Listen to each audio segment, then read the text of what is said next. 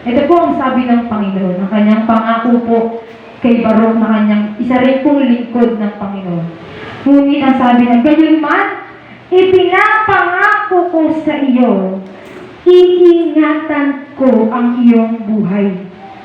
Saan ka man pumunta, akong si Yahweh ang nagsasabi sa iyo.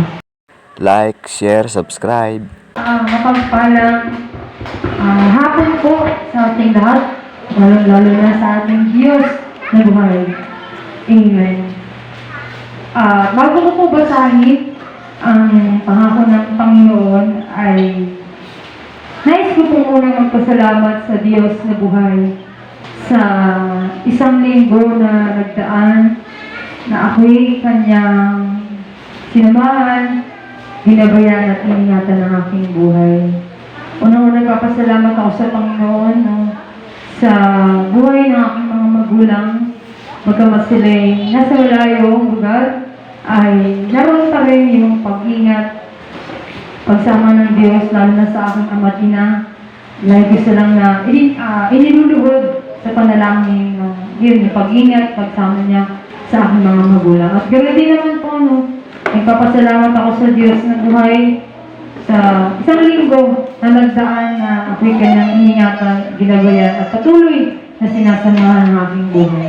So yun po. At samahan niyo po ako na basahin ang pangako ng Panginoon sa aklat po na Jeremiah 45 verse 1 pababa. Ulitin ko po, tayo po ay makikinig at uunawa sa sasabihin po ng Panginoon. I believe in my heart na meron po na iahayag ng Diyos na sa oras na ito na kanyang mga pangako. Ang sabi niya po rito sa Jeremiah 45 verse 1, kinausap ni Jeremiah si Baruch. Si Baruch na anak ni Nerias. Isinulat naman nito ang lahat ng idinikta ni Propeta Jeremiah. Baruch, ito ang sinasabi sa iyo ni Yahweh, ang Diyos ng Israel. Sinabi mo sa akin na kahabag-habag ka, sapagkat dinagdagan ni Yahweh ang iyong paghihirap. Pinadalhan ka niya ng kalungkutan, pagod ka na sa pagdaing, at wala ka ng kapahingahan. Subalit, sinasabi sa iyo ni Yahweh, winawasak ko ang aking itinayo, at binubunot ko ang aking itinanim. Gagawin ko ito sa buong daigdig. Verse 5, huwag mo nang hangarin makamit pa ang mga dakilang bagay, sapagkat padadalhan ko ng kapahamakan ng lahat. Ngunit, amen, padadalhan ko ng kapahamakan ng lahat. Gayunman, ito po ang sabi ng Panginoon, ang kanyang pangako po kay Baruch na kanyang isa rin pong lingkod ng Panginoon. Ngunit ang sabi ng gayunman, ipinapangako ko sa iyo, iingatan ko ang iyong buhay. Saan ka man pumunta, akong si Yahweh ang nagsasabi sa iyo. Isa nga pong malakas na palakpak para sa ating Diyos na buhay. Amen. Ano yung habang binabasa ko po ito na mga unang Panginoon sa buhay ni Baruch. Si Baruch po isa rin pong lingkod ng Panginoon na sa lumang tipan. Amen. Siya po anak ni Nerias. Sa maikling kwento po ay alam niya sa buhay ni Baruch na marami siyang pinagdadaanan sa buhay. Marami siyang dinaranas sa buhay. Ang sabi niya rin, diba, na alam ng Diyos yung kapaguran ni Baruch. Alam ng Diyos yung lahat ng lungkot na nararanasan ni Baruch. At ganoon din naman po ng church sa ating mga buhay na minsan sa ating buhay na tayo rin naman po ay nakakaranas ng maraming problema. Maraming bigat ng buhay. Pero ito lamang po, naniniwala po ako na anuman po ang nararanasan ng bawat isa, hindi nalilingid sa Panginoon. Wala po atang tao dito. Ano man po, kasi sa buhay ni Baruch, ang sabi niya, nandoon, yung kalungkutan, pagod ka na sa pagdaing. Amen. At wala ka ng kapahingahan. Minsan sa ating buhay, no, nakakaranas tayo, nakakaramdam tayo ng pagod na pagod ka na. Amen. Na minsan sa ating buhay, hindi po natin maiiwasan, no, na sa ating buhay na ito, minsan nakakaranas po tayo ng maraming pagod, hirap ng buhay, kalungkutan, kabigatan, pero nangangako po ang Panginoon. Ang sabi niya kay Baruch, amen, ang sabi niya, saan ka man pumunta, iingatan kita. Amen. Amen. Alam niyo po, nung nakita ko lamang po doon na ano man po yung ating mga nararanasan sa buhay na ito, isa lamang po ang alam ko, kasama mo ang Panginoon. Amen. Amen. Na sa ating buhay, no? Kaya nga sabi niya, no, dito sa verse 4, sabi niya, subalit ipinapasabi ni Yahweh, winawasak ko ang aking itinayo at binubunot ko ang aking itinanim. Ito lamang po yung sinasabi rito ng Panginoon. Siya ang may kakayanan nagbigay, siya rin ang may kakayanan bumawi. Wala po ang tao dito. Ito lamang po yung naintindihan ko, maging sa akin pong paglilingkod sa Panginoon. Na ang sabi rin nun, diba, sa buhay po ni Job, kung ating pong iahambing yung buhay ni Job, na sa lumang tipan si Job po ay isang lingkod ng Panginoon na kinalulugan ng Diyos. At si Job po, no, nung mga panahon na yun, nakita siya ni Satanas, no, minsan, no, inalaw ng Diyos na subukin si Job. Lahat po ng bagay ay nawala kay Job. Alam naman po, hindi po mababasa yan. Lahat po ay nawala, anong natira sa kanya, yung madaldal niyang asawa. Amen. Pero makikita po natin doon, ang sabi niya sa Job 1:21, huwag akong ipinanganak sa sinapupunan ng aking ina, huwag din akong babalik sa anak ko. Ito lamang po yung sinasabi ng Panginoon, no? Kung ikukunik po natin dito kasi ang sabi po, no, ng Panginoon, huwag mo nang hangarin yung mga dakilang bagay. Wala pong masama, amen, na pangarapin mo yung maraming bagay sa mundong ito. Amen. Pero yung maganda, yung nangangarap ka, nakasama mo ang Panginoon. Wala po ang Panginoon. Amen. Na sa ating pong buhay, maging sa buhay ni Job, kahit na wala na po yung maraming bagay sa kanya, yung mga anak niya, mayaman po si Job, marami po siyang mga alagang tupa, lahat ng hayop, meron siya. Amen. Pero nakita po natin doon, mawalan ka man o magkaroon, mananatili ka sa Panginoon.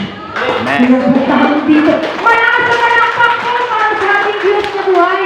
Alam niyo po, no, habang pinabasa ko yung buhay ng mga heroes of faith no, sa Old Testament, na sa buhay ni Job, no, talagang nakita ko doon, no, na ano man yung mangyari sa buhay, ano man yung maging kalagayan mo, meron o wala ka man, isa lamang po yung nakita ko doon, magpatuloy ka sa Panginoon at siya ang gagawa para magkaroon ka. Wala po atang tao dito. Amen! Sa buhay ni Job, at maging dito naman po, no, sa sinasabi ng Panginoon, no, sinabi niya, winawasak ko ang aking itinayo at ibinubunot ko ang aking itinanim. Ibig sabihin lang po ng Panginoon, siya ang nagbigay, ay siya rin may kakayanang bumawi. Ibig sabihin lang din po ng Panginoon, kapag ang Diyos, amen, ang lahat po ng pinto na isinara ng Diyos ay walang makakapagbukas. At lahat po ng pinto na binuksan ng Panginoon ay walang makakapagsara. Amen. Ano po yung pinto na yun? Yung pagpapala, yung himala, yung kasaganahan, yung kapayapaan na binigay ng Diyos sa buhay mo. Amen. Yun po yun. Alam po natin, no, sa buhay na ito, hindi lang naman puro kayamanan ang usapin po sa mundo ito. Hindi naman po sinabi na alam niyo, no, sinasabi lang po dito ng Panginoon na sa buhay ni Baruch, no, na kasi nga, no, na nakikita ng Panginoon, no, hinahangad niya maraming bagay, pero nangako siya kay Baruch na sabi niyo roon, huwag mo nang hangarin yung mga dakilang bagay. Bakit, no? Minsan po kasi, no, sa ating buhay, no, walang masama na mangarap ka. Amen. Pero ang masama na yung puso at isip mo doon na lang nakatingin. Doon na lang nakatuon. Amen. Yun yung masama. Pero kapag ikaw na sumusunod, naglilingkod sa Panginoon, alam mo yung balance. Alam mo, amen, na sa buhay Kristiyano na yung balance ay hindi pantay, mas lamang po lagi ang sa Panginoon. Amen. Yun po ang aking natutunan sa aking paglilingkod po sa Panginoon na talagang, alam mo yun, no, hindi mo na kailangan, kasi, di ba, kahit hindi mo hangarin yan eh. Hayaan mo, ano sabi ng Diyos sa Psalms 37 verse 4. Amen. Sa Diyos ka magpakaligaya. Delight yourself in the Lord and He will give you the desires of your heart. Amen. Hayaan mo ang Diyos ang mangarap para sa iyo. Hayaan mo ang Diyos ang manguna. Amen sa buhay mo. At naniniwala po ako kapag ang Diyos ang nanguna kumilos sa buhay mo. Amen. Magumpay, mapayapa, masagana ang buhay. Amen. Napakasarap po ng pangako ng Panginoon. No, sa ating lahat na nangangako siya na di baling hindi mo makamtan yan, no? Alam niyo, natutuwa ako no, sa karamihan ng mga elders dito, mga talagang, alam mo yun, talagang sabi nga ni Brad Sunny, gingineer, alala ko na naman siya. So, sa buhay ni Brad Sunny, gingineer daw siya dati. Pero talagang, alam niyo yung mga ilingkod ng Panginoon na yan, di baling hindi ka nakapagtapos, di baling yung mga bagay na hindi mo nakamtan sa buhay na ito. Amen. Hindi mahalaga yung mga bagay na yan. Amen. Wala pong masama dyan. Amen. Pero naniniwala po tayo na alam ng Panginoon yung dinidesire ng puso at isip mo. Amen. Amen. Amen. Magtiwala ka lang. Manampalataya ka lang. Nangangako po ang Panginoon. Amen. Na sa buhay ng ito, kung paano po nangako ang Diyos sa buhay ni Baruch, anong sabi niya? Iingatan kita. Amen. Iingatan ko ang iyong buhay saan ka man pumunta. Amen. Akong si Yahweh ang nagsabi nito. Hello, church! Meron ka pa bang pag-aalinlangan? Amen. Meron ka pa bang na iisipin mo na baka dito na lang, gato na lang. Amen. Magtiwala ka sa Panginoon. Amen. Na ano man po yung mga bagay na nangyayari sa ating buhay, sa likod niyan ay merong dakilang bagay na ginagawa ang Panginoon. Amen. Amen. May dakilang bagay.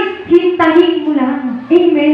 Sa buhay na ito, sa ating pagsunod sa Panginoon, punong-puno ng pagtitiis, punong-puno ng kalungkutan, lahat, amen, ating nararanasan. Pero naniniwala tayo na lahat ng kalungkutan papalitan ng Diyos ng kagalakan. Amen. Amen. At lahat ng kapaguran ay papalitan ng Diyos ng kapahingahan. Amen. Wala po atang tao dito. Amen. Amen. Magtiwala ka lang sa Panginoon. Huwag kang mamamba na, ay, baka ganito, ganyan. Ayoko na. Ituon mo ang isip at puso mo sa Diyos na nagmamayari ng lahat ng bagay sa mundo ito. Amen. Amen. Lahat ng bagay na yan ay sa Panginoon at lahat ng meron ng Diyos ay mayroon ka din. Wala po kasang tao dito. Amen. Lahat ng yan ay sa Panginoon at naniniwala tayo, ang ako ang Diyos, for last verse po, Jeremiah 29 verse 11. Amen. For I know the plans I have for you. Plans to prosper you, not to harm you. Plans to give you hope in the future. Amen. Amen. Nahako po ang Panginoon. Sabi niya, ako lamang. Amen. Ang nakakaalam ng mga panukala para sa ikabubuti mo. Para sa ikabubuti mo. Upang dulutan ka ng isang pag-asa. Ng isang, amen, buhay na punong-puno ng pag-asa. Amen. Amen. Sa buhay pong ito, magtiwala ka lang sa Panginoon na ang buhay na ito ay punong-puno ng katagumpayan, pagpapala, himala na ating mararanasan. At kapag patuloy lang po tayo na naglilingkod at nagtitiwala sa Panginoon. So yun lamang po ang pangako ng Diyos sa oras po ito. Dalangin ko po, so lamang po yung sinasabi ng Panginoon sa oras na ito na sa kanyang pangako ay patuloy po natin na magtiwala, amen, sumunod sa Panginoon. Amen. At naniniwala po tayo na yung mga pangako na yan ay ating makakamtan. So, Diyos po ang kapurihan. Isang mapagpalang hapon po sa ating lahat. Welcome po ang susunod na tatayo sa buhay ko ni Kuya Michael. Palakpakan po natin ang buhay na Diyos.